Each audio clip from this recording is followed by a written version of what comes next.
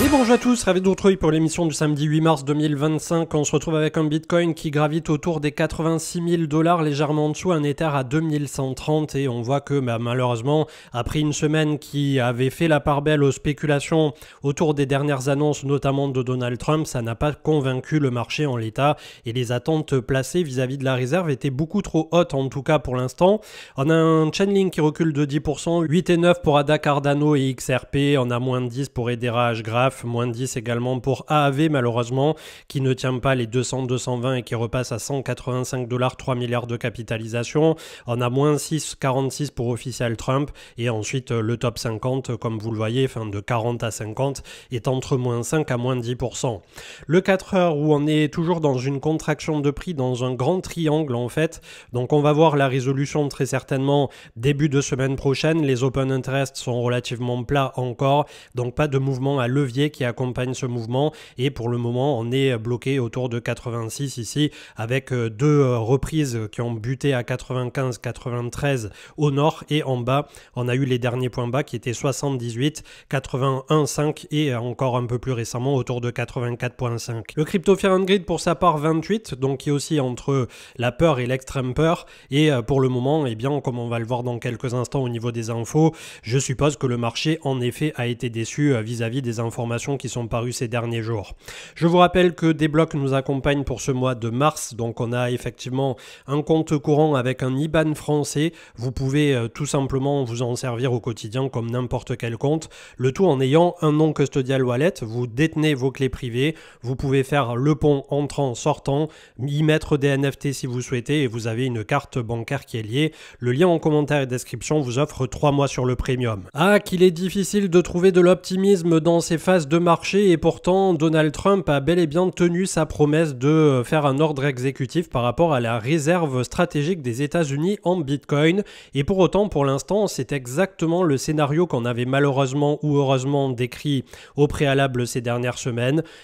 C'est tout simplement les Bitcoins saisis qui vont être conservés sans pour le moment en tout cas une proactivité au niveau de l'acquisition de nouveaux BTC. Ça discute pas mal par rapport aux termes et par rapport à tout ce qui a été dit, interprété, surinterprété, désinterprété, mais pour l'instant on en est là et c'est quelque chose qui malheureusement a l'air en tout cas dans l'immédiateté de décevoir le marché. ADA, Cardano et XRP seraient simplement nommés dans ce qui pourrait s'apparenter à une réserve qu'il qualifie en anglais de stockpile, donc on n'est pas véritablement dans la même terminologie que ce qu'est la Bitcoin réserve stratégique des States. Donc c'était David Stacks qui disait que tout simplement ADA, Solana, XRP ont été mentionnés parce que ça faisait partie du top 5 des crypto-monnaies. Encore une déclaration qui n'a pas dû super plaire à ceux qui ont pré-spéculé là-dessus. On a toujours Solid Intel qui disait qu'il n'y aurait pas d'exemption au niveau des taxes sur le capital vis-à-vis des cryptos en tant que tel. Donc pour l'instant, voilà, pas de favoritisme par rapport à ce domaine. Injective qui propose désormais de trader Nvidia. Donc petit à petit, on voit que ça soit autour de Injective ou autour d'autres projets dans tous les cas, pas mal de stocks et d'actions qui sont en train d'arriver on-chain et c'est pas une petite affaire puisque on a même Coinbase qui prévoirait tout simplement de lancer leur action coin tokenisée. J'y viens dans un instant puisqu'il y avait eu une publication autour de ça. Le Nasdaq avec Goku qui va permettre le trading 24 heures sur 24 sur le marché boursier et d'ailleurs là aussi tout simplement en ce moment au niveau du Nasdaq en tant que tel, vous avez ici le TQQQ qui est en gros le leverage x3 du Nasdaq en tant que tel et on peut constater que donc en gros le Bitcoin quand le Nasdaq recule de moins 87 était à moins 18, donc on est sur un x2 par rapport au BTC, comme si on suivait finalement le Nasdaq en x2 et là on a un Nasdaq x3 qui est à moins 27, donc on se trouve entre les deux, entre un Nasdaq 1 pour 1 qui est à moins 10, un Bitcoin qui est à moins 20 et un levier qui est aujourd'hui x3 à moins 30 pour le Nasdaq. Retour aux infos avec Info économique donc qui mettait en avant l'Amérique d'abord pour Trump, l'Europe d'abord pour les investisseurs, donc petit à petit on a peut-être le vent qui est en train de tourner en effet vis-à-vis de la zone européenne et qui notamment ne s'est pas laissé quelque part faire, ne s'est pas déminé pour une fois vis-à-vis des différents sujets du moment et notamment de l'armement. Là aussi je n'ai pas tous les tenants et les aboutissants mais en tout cas c'est ce qu'on a l'impression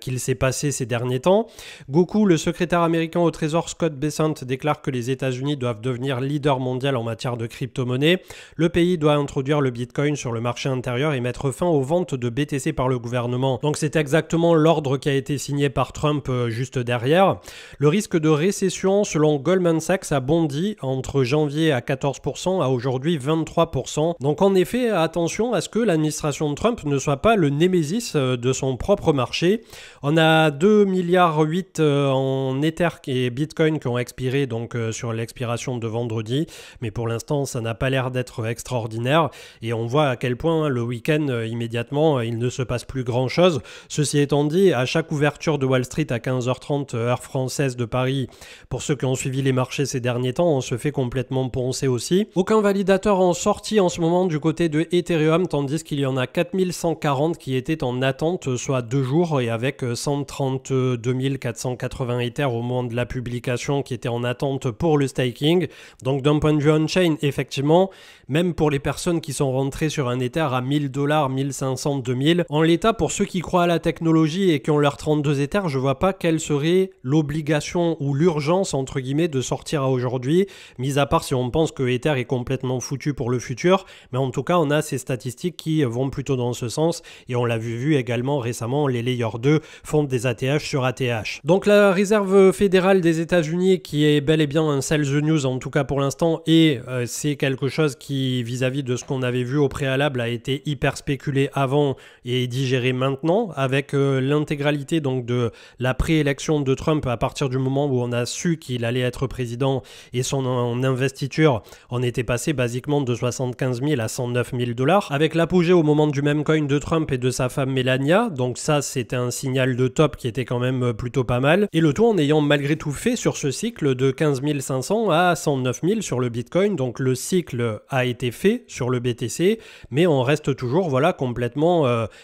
sur un cycle qui n'aura pas donné quoi que ce soit, ou très peu de temps finalement du côté des altcoins, et c'est ce qui laisse à penser que peut-être on pourrait avoir un petit peu mieux à partir du moment où la liquidité d'un point de vue des marchés reprendra le chemin du risque et où on aura passé surtout cette étape où l'administration de Trump dans un premier temps n'a pas envie de faire la part belle justement au marché. Ils sont en train de dérouler leur propre plan, peu importe que les implications que ça peut avoir derrière. Il y aura tôt ou tard un recul bien entendu, puisqu'on l'a vu sur les différents sujets. Ça reste une politique de on te tord le bras et on discute après, ou on tire d'abord, on discute après, très américaine pour le coup. Mais bon, dans tous les cas, ça reste quelqu'un pro-business, pro-capitalisme et pro-USA. Donc je suppose qu'il y a un moment aussi où les marchés vont lui faire comprendre suffisamment, et quelque part on est sur un marché d'opportunisme en ce moment pour les États-Unis, qu'à partir du moment où eux, ils n'ont pas de visibilité, eh ben ils vont pricer tout simplement à la baisse toutes les carabistouilles potentielles que pourrait nous faire justement Donald Trump. Et ça leur donne une raison quelque part au marché en ce moment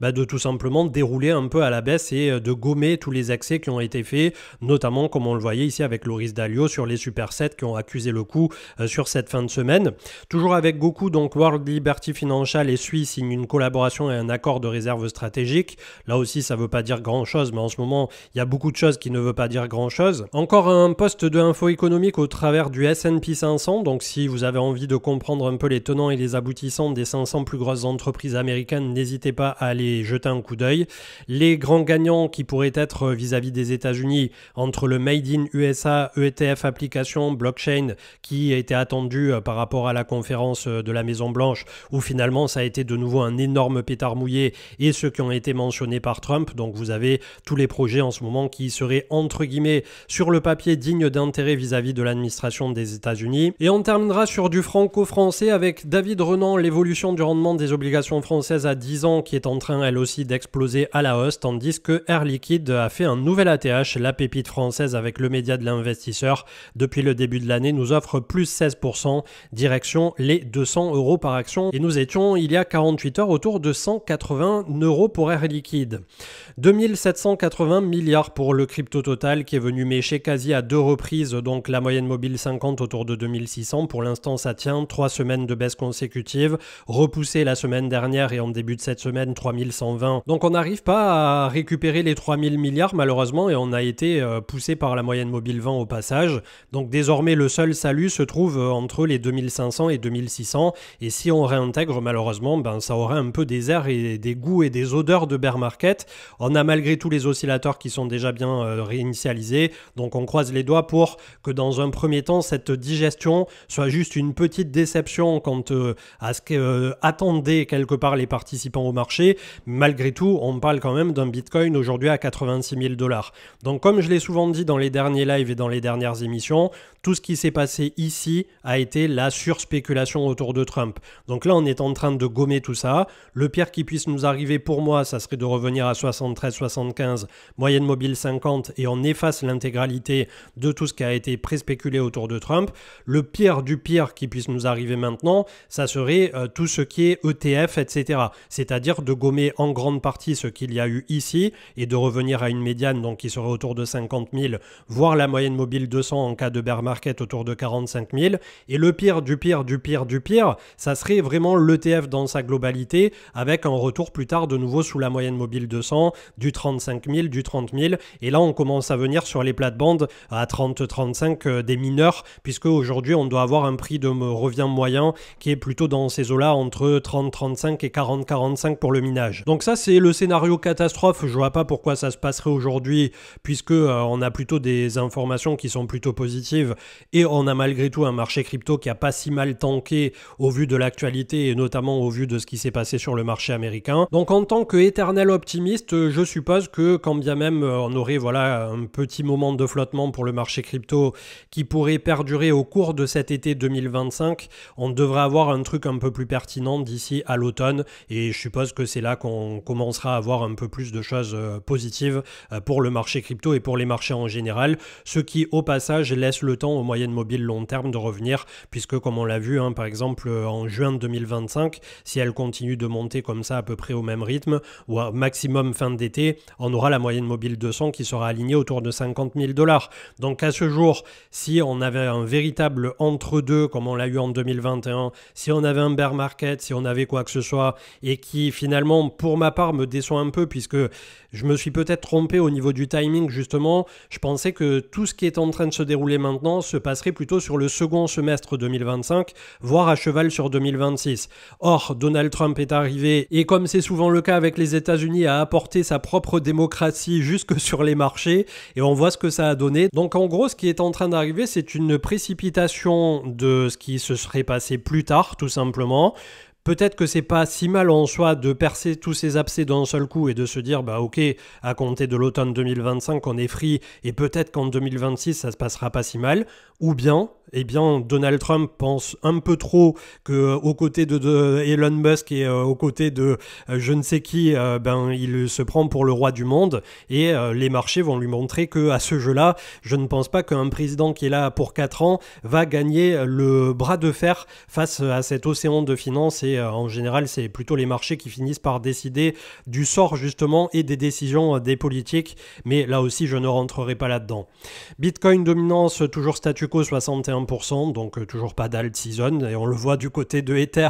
c'est la pente glissante à nouveau, 2130, est-ce qu'on va tenir les 2100, 2150, je sais vraiment plus quoi dire là pour Ether, on a une petite zone ensuite, comme on l'avait vu la dernière fois, entre 2000 et 1008, mais bon, on va rentrer dans un territoire qui est on ne peut plus dégradé, on a toutes les moyennes mobiles qui sont au-dessus, c'est vraiment très très compliqué quand on a des charts comme ça là dans l'immédiat de voir un futur radieux et de se dire que ça va bien se passer, d'autant plus si les États-Unis avec le S&P 500 et le Nasdaq, quand bien même ils ont rattrapé leur toute fin de séance pour clôturer dans le vert, on a peut-être une mèche ici qui fait que pour l'instant aux abords de la moyenne mobile 50 ça a légèrement été front-run, mais malgré tout on a des cassures un peu de tous les côtés, on a des cassures de structure, ici on revient certes sur un support mais c'est toujours pas extraordinaire, on a des cassures au niveau des oscillateurs et le Nasdaq c'est en train de faire exactement pareil, on a méché en dessous de la moyenne mobile 50, on avait une petite zone ici autour des 20 000 points, est-ce que ça va tenir la semaine prochaine, est-ce qu'on part à la cave? En tout cas on peut constater que pour l'instant on a une petite dégradation qui n'est pas une dégradation macro, on n'est pas dans ce qu'on a connu de novembre 2021 à fin 2022 ici comme on l'avait vu précédemment, mais si jamais le marché estime qu'il y a une propension suffisamment non négligeable de rentrer dans un marché pas baissier, mais dans une récession à un horizon de temps de 3, 6, 12, 18 mois pour les États-Unis. C'est ce qu'ils vont pricer et agressivement immédiatement. Et à ce compte-là, en effet, nous, le dégât collatéral dans la crypto, ça sera de rentrer en bear market bien plus tôt que ce qu'on l'espérait. Donc on n'en est pas là une fois de plus, mais je préfère vous donner tous les scénarios possibles du plus optimiste au plus pessimiste, entre guillemets. Et pour l'instant, on est plutôt sur du neutre pessimiste, en effet, au vu de ce qui est en train de se dérouler aux États-Unis, puisque le marché crypto et le Bitcoin en tête de file n'ont pas été si horribles vis-à-vis de l'actualité, mais ils se contentent de suivre, comme on l'a vu tout à l'heure, au pas sur un Nasdaq qui sera à peu près en levier 2, en tout cas quant au Bitcoin. Les altcoins, eux, ça reviendra lorsqu'il y aura un peu plus de liquidité, lorsque le dollar continuera de chuter exactement comme il l'a fait cette semaine. Donc ça, c'est plus quelque chose qui joue contre nous. On est à 107,52, on finit la semaine autour de 103,9 pour le dollar, avec une moyenne mobile 200 autour de 102,33. Donc la problématique à court terme encore et toujours. On n'a pas su capitaliser pour le marché crypto quand tout était en ATH. On ne s'est pas capitalisé quand le dollar est baissier, alors que les cryptos mécaniquement devraient remonter contre le dollar. Donc vraiment, il y a un truc un peu plus profond qui est en train de se jouer. Peut-être que les marchés aussi sont en train de montrer les dents à l'administration Trump pour dire « Ok, vous voulez jouer au con, si vous voulez que les marchés fassent pareil, vous allez y perdre beaucoup plus que nous. » Et au bout d'un moment, il y a un consensus qui va se faire, une phase d'aplat de nouveau, une phase de digestion, et on devrait y voir un peu plus clair d'ici à l'automne 2025, puisque cet été, les marchés, on sait à quel point il ne se passe pas grand-chose en règle générale, on ne va pas en faire une certitude ou une obligation. Le fameux dicton « Sell in May and go away » en général fonctionne plutôt pas mal. On clôturera cette émission avec le BTC en futur CME qui a fermé à 87,250, donc normalement ce week-end on devrait avoir un prix qui plus ou moins bouge autour de cette zone. On va voir ce que ça va donner pour la suite, mais en tout cas pour l'instant, comme on peut le constater sur les 2 dernières bougies hebdomadaires, d'avoir bel et bien réalisé cette structure en double top ou M-top, peu importe comment on le nomme, et on a effectivement la zone des 73 à 75 qui nous tendent les bras. Pour l'instant, ça a été à chaque fois acheté avant même qu'on y arrive, mais je me pose la question en effet de si le marché américain continue à dérouler un peu à la baisse, c'est forcément des zones sur lesquelles on va finir par venir travailler et qui permettrait d'effacer en effet l'intégralité de la spéculation autour de l'arrivée de Donald Trump au pouvoir et peut-être de poser les choses pour une seconde partie de cycle, je l'espère, d'ici à l'automne 2025 qui sera un peu plus favorable, notamment avec la Fed aussi qui commence peut-être petit à petit à essayer de mettre de l'eau dans son vin, mais tout en ayant un Jérôme Powell sur la dernière allocution vendredi qui a dit que tout simplement il n'était pas pressé au vu de la dégradation des datas macroéconomiques, de l'emploi, etc., de baisser les taux. Donc pour l'instant, nous n'avons pas les étoiles alignées pour le marché crypto et encore moins alignées pour la prise de risque et la liquidité pour les altcoins. Ça finira par arriver tôt ou tard, mais c'est juste le timing qui nous manque. Et vous voyez qu'à ce compte-là, le timing, c'est pour ça que souvent on dit sur les marchés traditionnels, il vaut mieux rester exposé que de vouloir rentrer, sortir sans arrêt en termes d'investisseurs long terme, puisque si vous loupez juste les quelques séances les plus porteuses à l'année, vous pulvérisez complètement votre performance malheureusement. Et là pour le marché crypto, c'est vrai que toutes les personnes qui malheureusement ont fait un DCA, et moi le premier sur Ether par exemple depuis 2022 en se disant que Ether allait surperformer le marché, etc., on s'est complètement planté et c'est bon aussi de faire la rétrospective de ça. Les enseignements qu'on devra tirer de ce cycle, c'est que tout simplement rien n'est acquis, rien ne se reproduit à l'identique. On aura tôt ou tard quelque chose qui sera un peu plus favorable au marché crypto dans sa globalité et c'est déjà le cas avec une administration américaine qui a vanté les mérites comme jamais et qui ne mettra plus de bâton dans les roues, en tout cas pendant 4 ans au niveau des crypto-monnaies. Mais pour le très court terme, en effet, la macro a joué totalement contre nous. Je vous souhaite une excellente journée. On se retrouve lundi. Continuez d'être prudent. Essayez de vous déconnecter des écrans. Vous voyez qu'on essaie de faire moins d'émissions aussi et d'essayer de prendre aussi un peu de hauteur et de recul. Et dans tous les cas, quand bien même le court terme peut paraître un peu foutu quand on regarde notamment du côté des altcoins, eh bien je suppose que tôt ou tard, c'est à l'image des marchés, on a de temps en temps un renouveau, parfois au moment même où on s'apprêtait à lâcher la rampe. Et c'est souvent ces moments où on a finalement nous-mêmes complètement laissé tomber, lâché prise, où les marchés ont tendance à prendre le contre-pied et à nous offrir un peu plus de positif, qu'à aujourd'hui on peine un peu à voir, justement dû à cette incertitude latente qu'a mise en place l'administration Trump depuis l'arrivée au pouvoir il y a de ça quelques semaines désormais. Très bon week-end et à lundi. Ciao ciao.